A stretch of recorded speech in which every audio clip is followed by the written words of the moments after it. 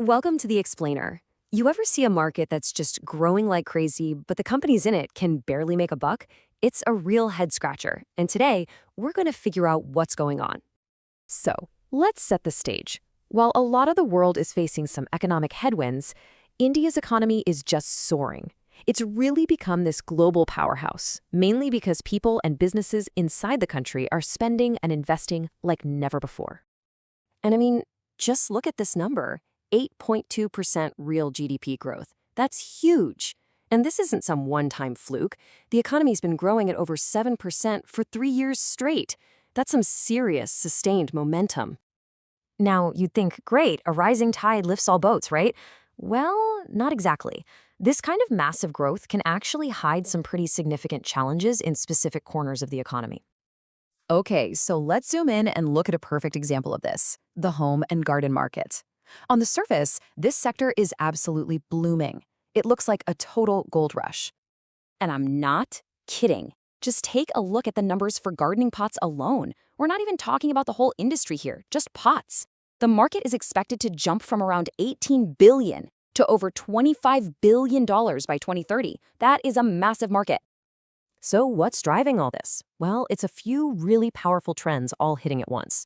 You've got more people living in cities, right? So they want to bring a little green into their apartments.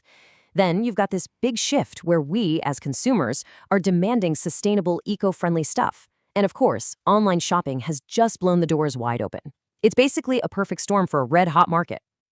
So, with a market growing this fast, the companies selling these products must be absolutely rolling in it, right? You'd think so. But let's actually dig into the financials and see what's really happening. And here is where we find the big paradox. On one hand, you've got revenue for indoor planners that has just gone through the roof, up 264% in only 2 years. Incredible. But then you look at the other side. The profit margin is a razor-thin 1.8%. Almost nothing. So what is going on here? How can sales more than triple but profits stay so incredibly low? Where is all that money going? And this chart tells the whole story. The cost of the actual materials to make these pots is eating up a staggering 77.5% of all the revenue. So for every dollar that comes in, more than 77 cents goes right back out, just to pay for materials. There's just not much left over for profit. Okay, so we know costs are high, but what's it actually like for the companies on the ground? Let's get a feel for the competitive pressure by hearing from someone right in the thick of it. And this quote from an industry insider really says it all. Price is the deciding factor in most cases. What that tells you is that this is an incredibly crowded market. You've got big companies and small shops all fighting for the same customer. And when that happens, you get a price war. It just becomes a race to the bottom. So let's put it all together. What's the outlook here? You have this weird situation of explosive growth on one side and this intense cost and competitive pressure on the other. Where do companies go from here? So really, the story of the home garden market breaks down into 3 simple steps. 1, you've got this high-growth market fueled by huge consumer trends. 2, it's getting squeezed by super high costs, mostly for raw materials.